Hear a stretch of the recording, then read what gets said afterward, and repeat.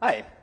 So actively typed programming systems is what I now do, but I want to talk a little bit about my journey to that. I started life as my research life, and I guess I started life with a brain. So I was a computational neuroscientist for at least 2 years in grad school, and probably a couple of years before that in undergrad. And I want to sort of talk to you about how I got from computational neuroscience to computer science and why I think this isn't something we can handle yet. So, who's played this game? Good. So this is called The Incredible Machine. This was a big part of my middle school years, I guess. So just a quick overview of this game. It's really fun. You can't really find it anywhere anymore, unfortunately, but you have this game board, and you have a goal down here in every level. This one says, shoot the sensor at the bottom right with a laser. And so this is a fixed play field. This is sort of what nature is giving us. And here's a bunch of parts that you, as the engineer that's playing this game, you have to place these parts in the play field, and then you hit this green flag, and that turns physics on. So that's the simulator that we're working with. And here are all the parts that you have to sort of figure out how to put into the world to match sort of the goal. So in neuroscience and a lot of other fields of science,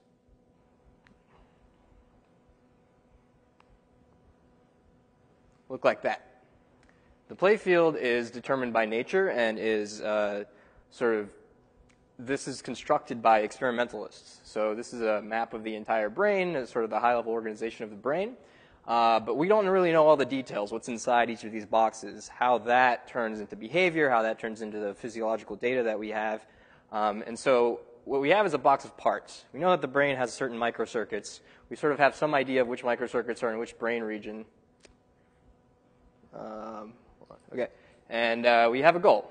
We have a goal. Fill in this circuit diagram with the details of spiking circuits, if you really want to be realistic. And I won't talk about those because Anne covered that. And this is the game we're all playing in computational neuroscience. And this is the game that I started playing this was when I was an undergrad. So this is one microcircuit that I was interested in. I don't know what's going on with this system preferences thing. Okay. Anyway, so this is one okay, pretend that's not there. So this is the recurrent inhibitory feedback circuit. So there's a certain architecture here. There's feedforward excitation. There's feedback inhibition. This is a circuit that's found in the olfactory bulb, the part of the brain that processes smells.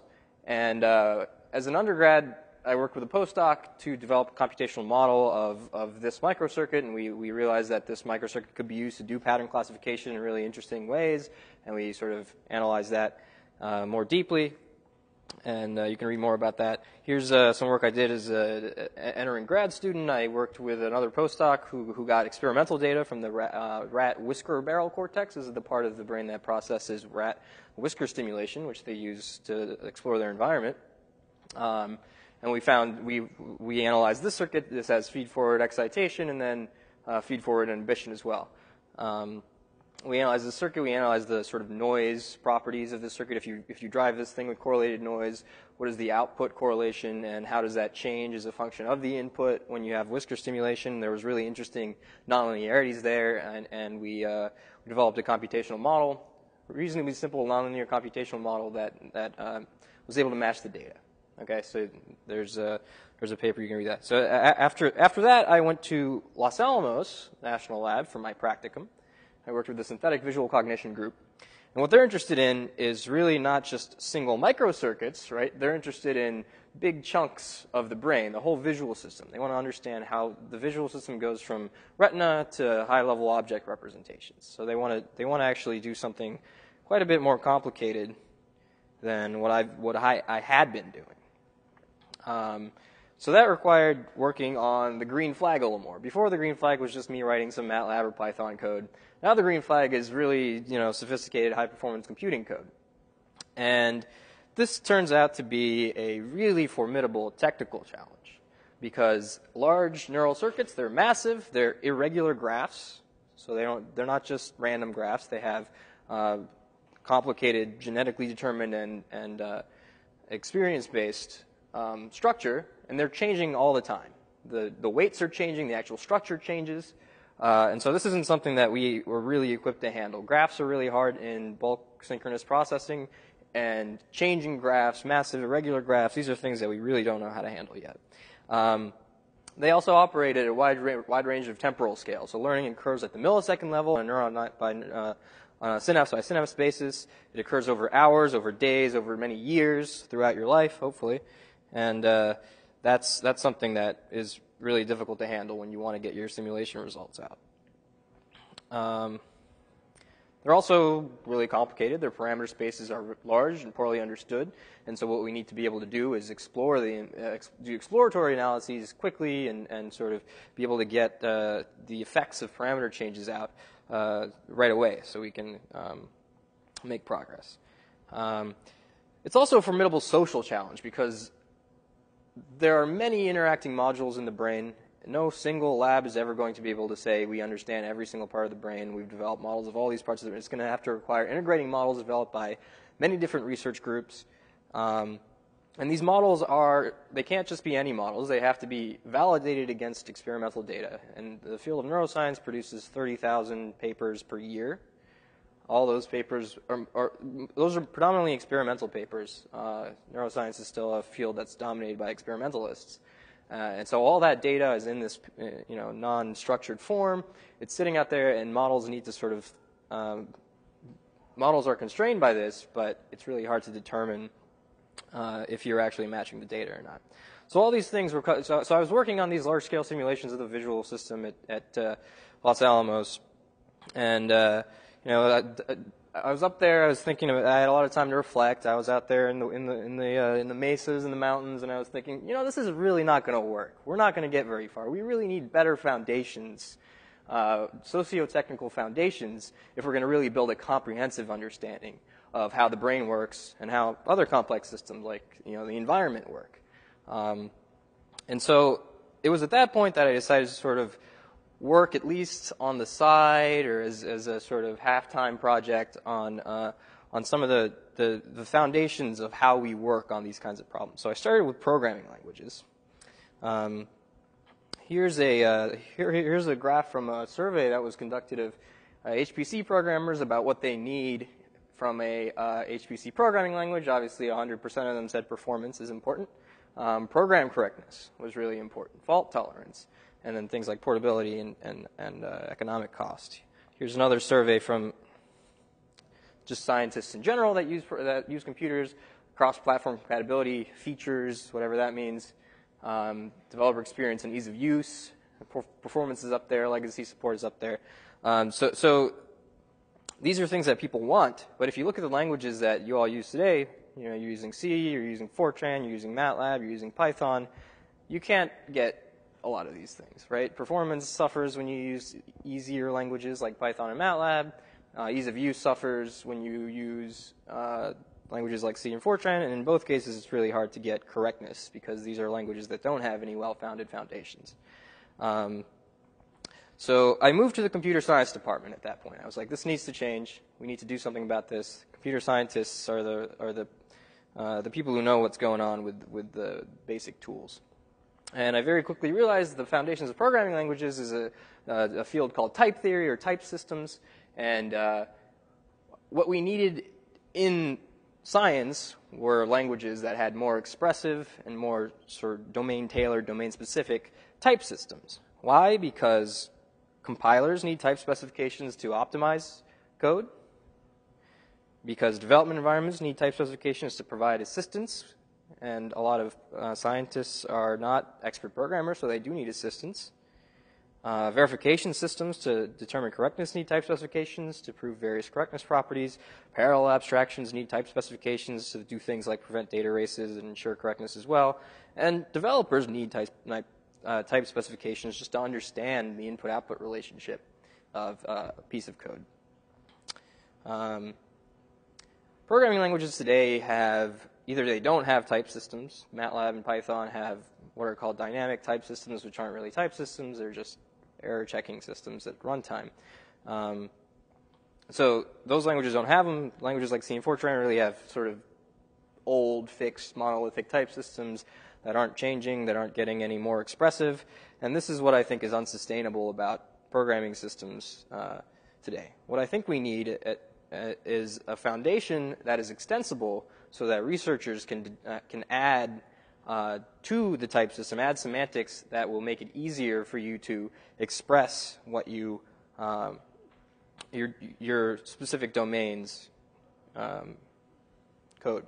So I developed a programming language. I'm continuing to develop a programming language called ACE. This is formerly called cl.oquence for people that were here at previous conferences. What ACE is a statically typed programming language embedded inside Python, a dynamically typed programming language. So what you do is you just import ACE as a library, and then ACE has extensions that implement different programming abstractions. So OpenCL is a programming abstraction for data parallel computing on GPUs and other accelerators, and so you can implement OpenCL as a library inside ACE, and then write OpenCL functions inside your Python code directly as Python code, and these are statically typed. You don't see the types because it uses a technique called type inference to determine what the types are based on usage. For example, if you're using destination like an array and you're indexing it with an integer, it must be a pointer, and so on. There are other features like higher order functions that allow you to say, if I want an element-wise operation over over a pair of arrays, this is how you write it. You just call this abstract operation op on the two elements, and then you can pass in specific operations like plus, and then you'll get a sum function. And this is something that is really quite useful and is not really available in low-level languages today. So this is all done statically, so there's no performance penalty for this. And then the way you use this, there's two different ways to use this. You can just go and call it directly by passing in numpy arrays. I won't detail that. Or you can use it as an external compiler. You just call the ACC compiler on your code. You give it some specializations for the externally callable functions you need, and you'll get create some, let's just say sum.cl. So it just creates an OpenCL file that you can call from any language that supports OpenCL. So under the hood, what's happening, what that ace.opencl library is it's using this concept of active types. What that means is the core language primitives are coming in libraries as sets of type definitions, and the type definitions include the compile time and coding time, which I'll explain in a second, logic that are associated with those things. So how to type check these things, how to translate them into low-level code, that isn't fixed. That's not part of like ACE itself. That's just part of the library, and you can go and change that. You can add your own semantics as easily as writing a Python class. This is how pointers are implemented. This is how you translate subscripting, and this is how you do type checking for pointers. I won't go into the details there. So it has a nice extensibility mechanism, and it's not just a toy language. We wrote a whole stepwise simulator in ACE, so it can do parallel steps, and it can also do parallel realizations for doing things like parameter surfing. You specify simulations as trees, and it translates the trees into OpenCL code via ACE. Okay, so active types are useful for extending programming languages. They're also useful for extending editors. So if you've ever used something like Eclipse, you know that this feature is really useful. You press Control Space. It's called code completion, and it'll tell you what sorts of things you can put in here at the point that your cursor is at. So this is one of the most used commands in Eclipse, and really one of the reasons why people use Eclipse over better editors. So active code completion is something we developed and was published recently that allows types to have associated with them design time or coding time logic that specifies specialized code completion palettes. So when you're working with a regular expression class in Java, this is just an example in Java, it can have associated with a regular expression workbench, and you use this workbench to enter test cases and enter your regex and see what happens with the test cases right away, and then you press enter, and it inserts the appropriate code for you there. And so that was just an example of regexes, but with any class that you develop, you can associate palettes like this, and those palettes are developed as just simple web apps. We developed this. We did a large developer survey to validate this idea, develop a number of use cases and design criteria. We did a controlled pilot study to justify that this was actually useful in practice. You can read all about that in this paper. Other things that you can use active types for is You can do code prediction. So if you want to have some sort of interface that's predicting what you're going to type next, which is useful. This is a project that I started as an undergrad and I finished as a grad student. We're using brain-computer interfaces, and this is to control a flight simulator. So imagine you're a paralyzed person, but you want to play a game, or you want to actually do something, control a wheelchair, control something like that. You need a system that can predict what you're going to do because you don't have a lot of information coming out of this helmet. And active code prediction is a method for equipping types with prior information about their usage so that you can better predict code in systems like these. So again, there's a video online. If you search for my webpage, there's cool videos of people controlling airplanes with their brains and stuff like that. All of this is theoretically motivated by active type theory. This is another thing that I'm developing now. It's based on what's called a type lambda calculus with extensive type level specifications. If that means anything to anyone, great. So this is the grammar for a simple language that implements the logic that ACE has, and then it comes with a whole bunch of rules, which I won't go into. There's several pages of rules that say how this language works, and eventually you get a full theory that you can use to develop verification tools off of.